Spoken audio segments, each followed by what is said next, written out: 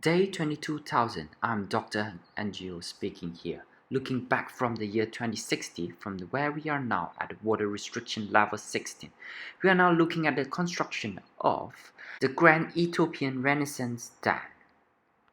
During year 2010 as the starting point of the water wars, which defined the last 50 years of the geopolitical issue, resulting more than 140 villages in Egypt downstream ran into a constant drought for more than 50 years.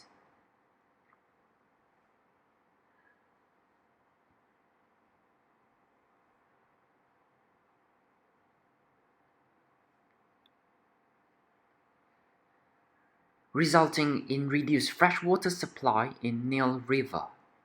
More than 150 million tons of heavy metal waste been detected every year that flows directly downstream into the delta of Egypt.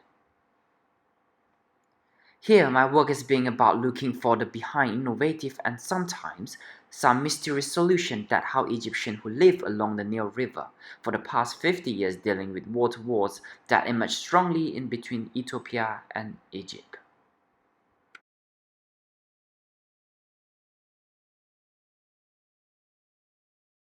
97% of the Egyptians' water source is from Nile River. This water was forcing the Egyptian reclaiming land at the delta ever since year 2020, reducing the lake size down to 60% as there are insufficient water supply into the Nile River.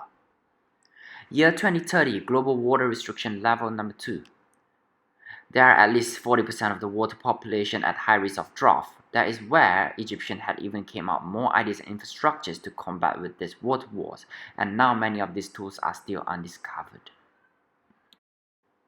Year 2035, water restriction level 3. In the context of Egypt Delta, I have used this narrative as a tool to restage the water failures in Egypt to create awareness towards global water issues. Taking this narrative of the political, social, economic, and cultural, transforming this concept into the world through eyes of an archaeologist. The first example is this ingenious water desalination water system located at the coast of Nile Delta. We can look back at these ruins of historical image taken in year 2035, the Grand Egyptian Inner Aqueduct Ring. The desalination ring was constructed due to Ethiopia Dam uses more than 25 years to fill up the water dam, heavily affecting 95% of the agricultural works downstream.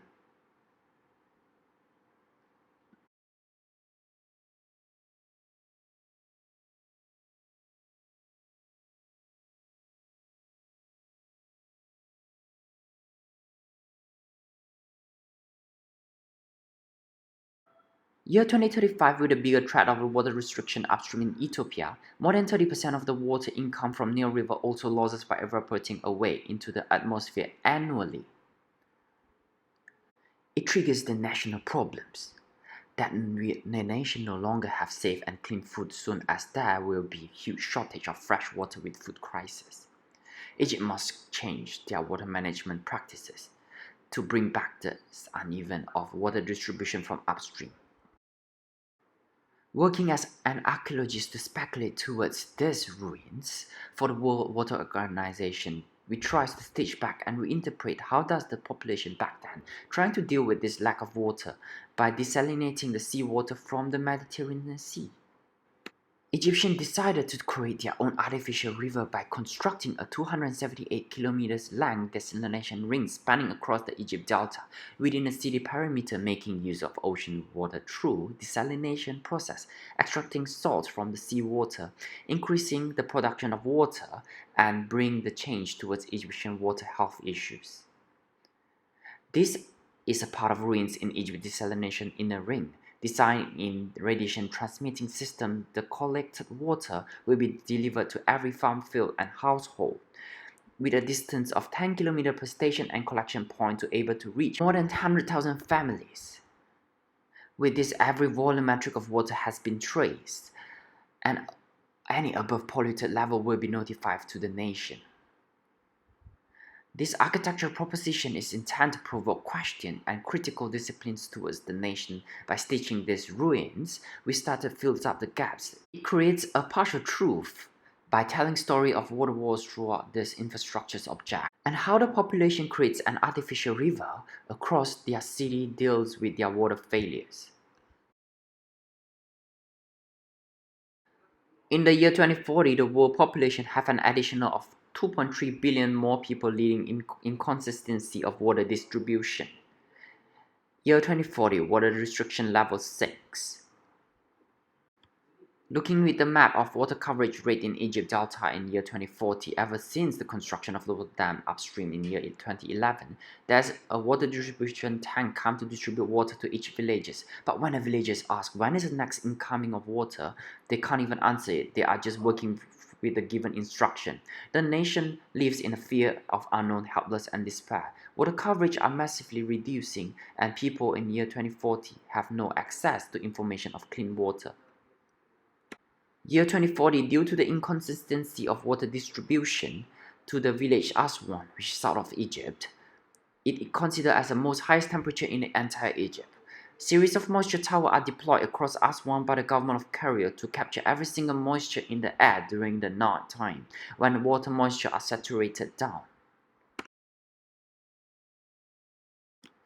A series of locations of Egyptian moisture towers are sketched in our field notes. We also analyze how does this monumental moisture tower work strategically in the context and trying to restage the location of these ruins by excavating what is left around the moisture tower.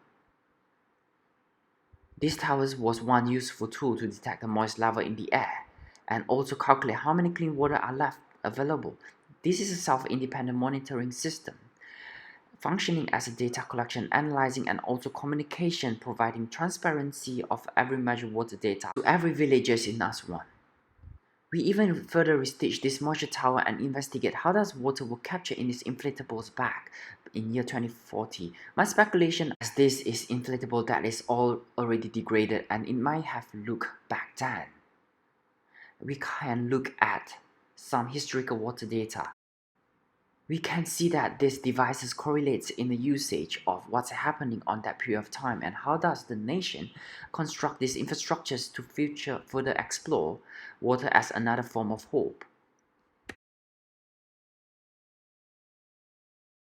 Year 2045 at a water restriction level 9. There is already 1 in 3 people do not have access to safe drinking water.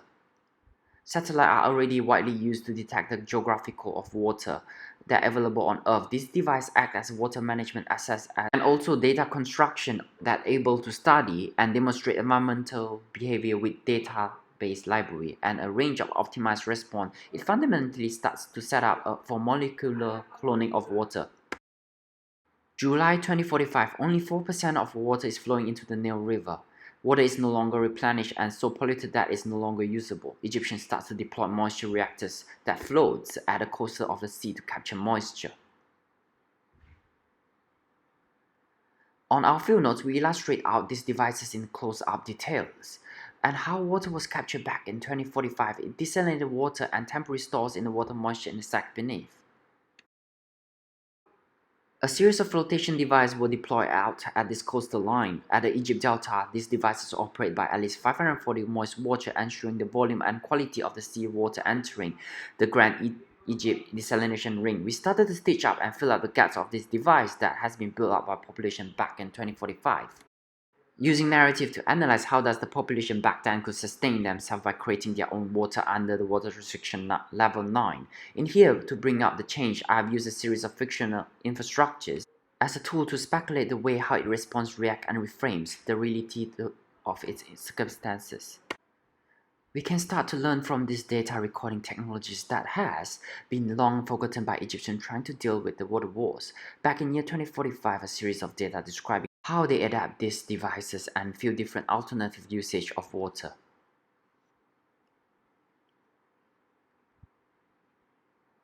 Year 2050, water restriction level 12, when the water is no longer supplied by the Upper Nile of Egypt. Surface water and vegetation will have to come by. Most settlers in that era was forced to be nomadic. From agriculture farmers to become moisture farmers, they survived by harvesting humidity from the atmosphere via moisture farms. At this period, Water was already almost a thing that everyone has to work hard for it. These moisture evaporators were deployed all over the field at Upper Nile River. These devices are nomadic and hover across the landscape, according to the moist forecast map on the next day. In year 2050, moisture evaporators are essential tools during that period, operating by moist farmers that drew whatever little moisture they could capture from the planet's dry air. Averagely, each moisture farmer that worked in the moisture farm could farm approximately 1.1 liters per day. With our exploration, I further explored these devices through architecture speculation and the relationship between technological, lifestyle, landscape, and also Egyptian cultural ideas. Looking back at these moisture farmlands, the moisture farmers stands for an important role in the society during 2050s, as they harvest most basic necessity for the entire human race. So I've used fiction to be a tool to help me unlock this inherent power. These are the tradition where narrative scenario and representation are used to explore the ways in which architectural performs in the world of drought and low humidity rate at the Upper Nile River. Today, year 2060, I've stitched up the timeline for 4 different phases for the past 50 years to further understand the consequences of the water wars that resulting in great impact, leading to construction of these infrastructures that are working towards the global health water issue. Here I have used fiction to reveal information about now from the voice of the future. If they can foresee what has to come, maybe the Egyptian back then will have the different decision on how they will manage their water. Today, water scarcity is one of the most pressing humanitarian crises facing the world today. Accessing the water resources have a far-reaching political, economical, and social implication.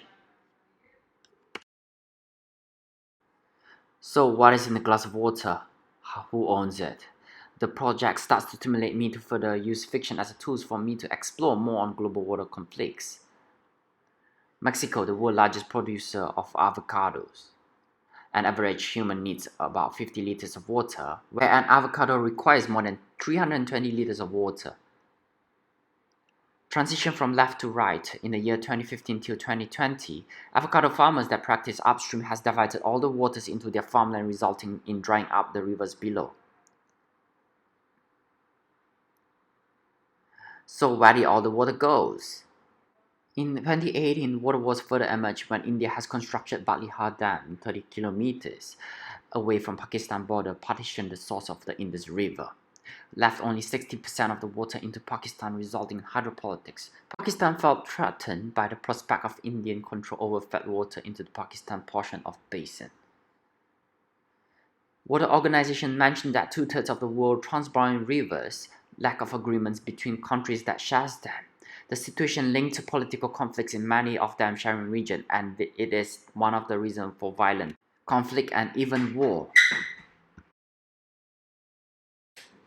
Looking back in year 2020, there are already 2/3 of the population have no even access into the single drip of clean water.